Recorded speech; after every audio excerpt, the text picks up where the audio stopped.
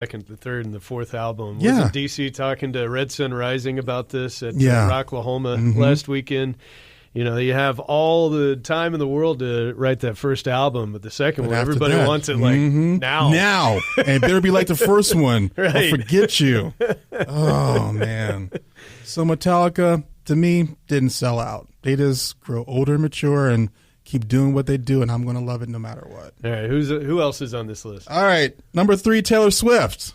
Okay, we're going pop.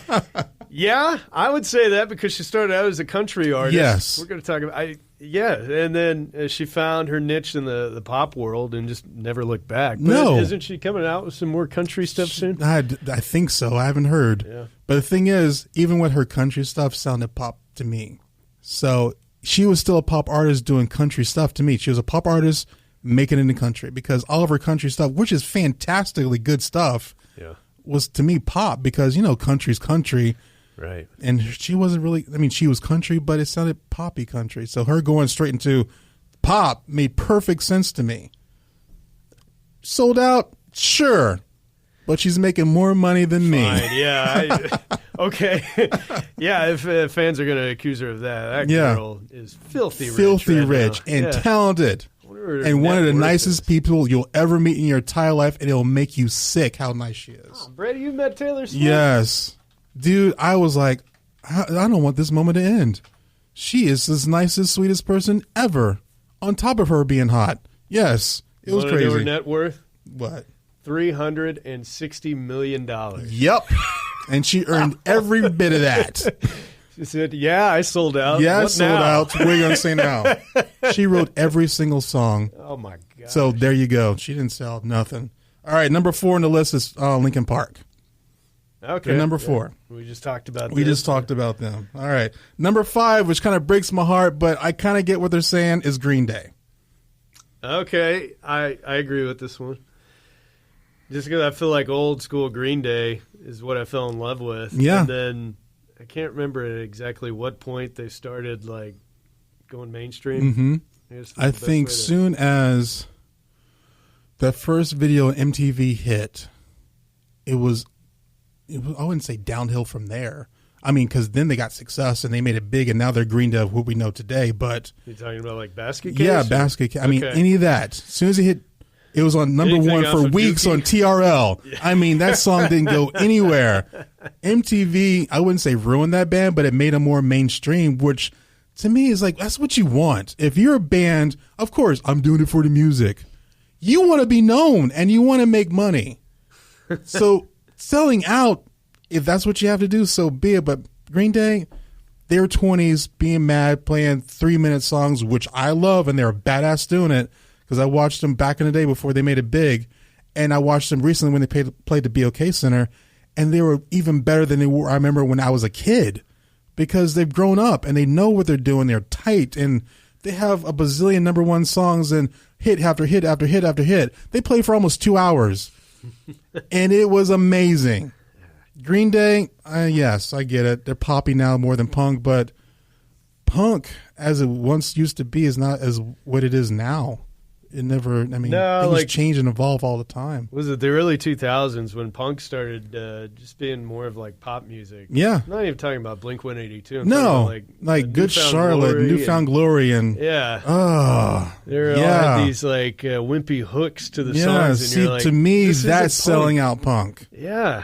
That's selling out punk. It was laughable to me as kids were like, yeah, this is a good punk band. And like, that's a punk band? That's a punk band. No, come on. No. Like, I can remember watching TRL on MTV, like late 90s, early 2000s when it was like so popular. Yeah. And as a rock fan, I would just get so pissed because like the top of the countdown every week was, or every day, because when it came on every day, was all these manufactured boy bands. They didn't even write their own songs. They frolic around like a bunch of Nancy boys. And you were lucky if you got like Korn in the top 3 or something like that. When that happened, I'm like, finally recognizing some good music. Here we go. We went from grunge to that. I don't know what happened, like in a span of a few years, but all of a sudden everybody like rebelled against grunge, I guess, and embraced all this manufactured crap. Yeah. it was once put to me the best way possible from Andre 3000 from Outkast. Because they haven't been together in forever. For those who don't know, Outkast is a badass group from Atlanta, Georgia. Yeah. Been around since the beginning of time, it feels like to me. Grown up Parks, with some Outkast. Love them. And then they kind of just broke apart because Andre 3000 is kind of like, I can't do this anymore. I'm done with it. He said that they got back together recently, and he said that when I go back and sing the songs when I was in my 20s, it feels like I'm faking it because I've grown up and I'm not that guy anymore. So I feel like I'm just like trying to bamboozle everybody. So I'd rather not do it than go out there and fake it and act like I'm having a good time, believing all these stuff that I'm singing about because I don't believe that anymore.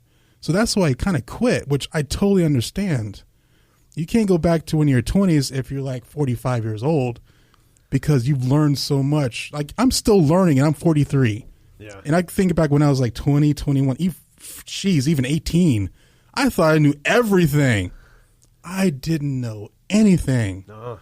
I was so like, yeah, I know what I'm doing. I'm growing up. I'm a man. Shoot. No, I was not. So all these bands that started off when they're 20s and they're like my age and your age now and they're trying to capture what they had back then. You just can't do it. You can't. Yeah. All right. Who else is on your list? All right. Number 6 was Snoop Dogg. Snoop Dogg I don't get, but then I read about it after I read through it. It's because he did the reggae thing. Well, I go back to like the East Coast, West Coast thing. Like there was a line divided between East Coast, West Coast.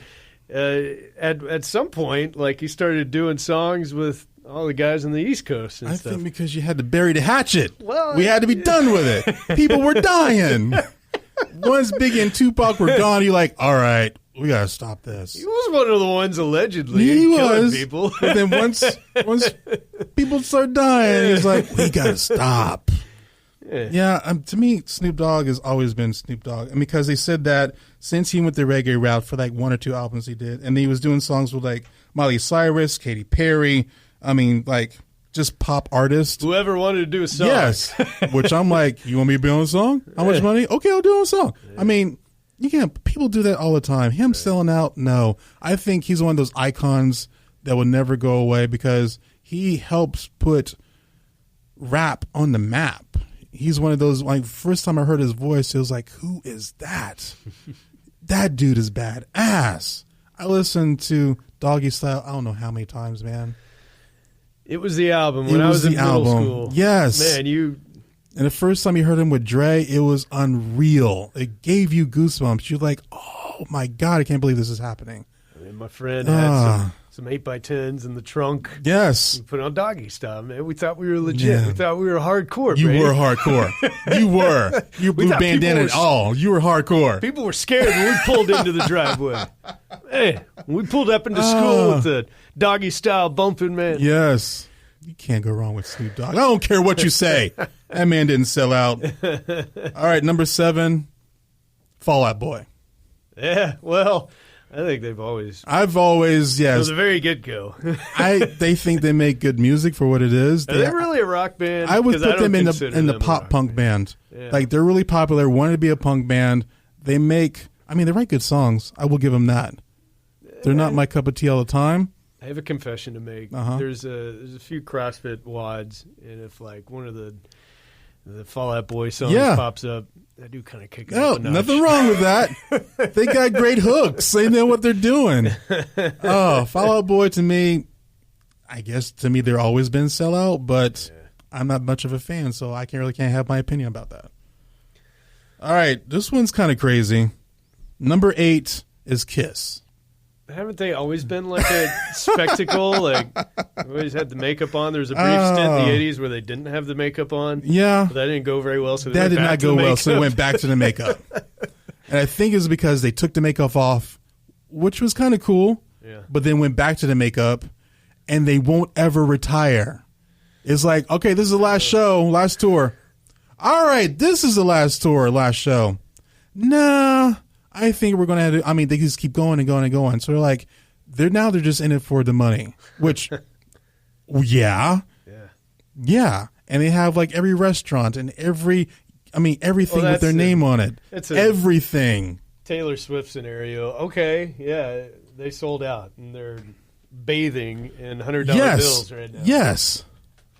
I'm looking up Gene Simmons' net worth. It just popped up for me. $300 million. Good Lord. Because he owns the rights to Kiss, right? Him and Paul Stanley. Okay. Yeah, they both are co-creators, and yes, they own Kiss. Everybody else is kind of rented out. This is how much money you get. Here you go. We get all this. Any bumper sticker, any comic book, any action figure, any shirt, any sippy cup with Kiss on it. They get the money for it. It makes Kiss sippy cups. I need to get one for press, man. Dude, it's amazing what you can find on the internet. Yes. Gene Simmons' tongue come out. Yes. Puts the water in your baby's mouth. As sick and crazy as that sounds, it's probably out there. I was always jealous that Gene landed Shannon Tweet, man. How did he reel her in? Dude, did you ever watch that show? Oh, of course. On what was it, on AMC or whatever, what channel it was forever ago? When he was married A&E. Yeah, that's it, A&E. Yeah. And how much crap she put up from him. Have they even gotten married yet?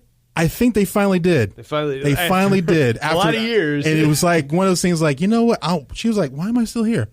Why am I still here? You're going to marry me or that is it. And he's like, all right.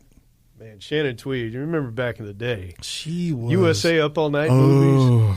Or no. It wasn't even that. It was, she was on all of the Skinamax Yeah, stuff, she was. man. Every Skinamax skin showing, she was doing it. Right. She was in Playboy, I don't know how many times. Yeah, the girl, she still looks good to this day. Yeah, she does. Man. But yeah, he finally had to marry her because she got tired of his crap. So he was like, I got a good thing going. I ain't going to ruin it. Yeah, I'll marry you. Right. Despite he believed in marriage, he did it, which is good for him, but still. Sell out. Okay. Yeah, all right. All right, number 9 is Usher. Usher? Well, all these pop artists, I don't... Yeah, that one I don't get. I can't even think of a time when Usher was like... Before he sold out. I don't know. He's always been a pop artist to me. And I equate that to selling out. It's like, pop is a bunch of manufactured artists. They hand you a song to sing. You sing it. And they make you what you are. All right. You ready? Okay. All right. Number 10. U2. Oh, man, that hurts. I don't... sold out? I don't get that one. They just made music over the years, and I mean, I guess they've... See, that's a good example. We go back to what we were talking with Linkin Park. You've been a band for so long, your sound is going to evolve. And Linkin Park did a complete 180. I wish they would pick back up the electric guitars. Yeah. But U2 kind of went through waves where, I don't know, they had different songs that might have been a departure from Joshua Tree and some of their older stuff. But it's still U2, and they're still larger than life, so they're amazing. That's all I care about. Yeah. Sell out, not sell out. Don't care. Love them. I wonder what Bono's net worth is now that we're on this. I wonder what his sunglasses net worth is. They're probably like $100,000.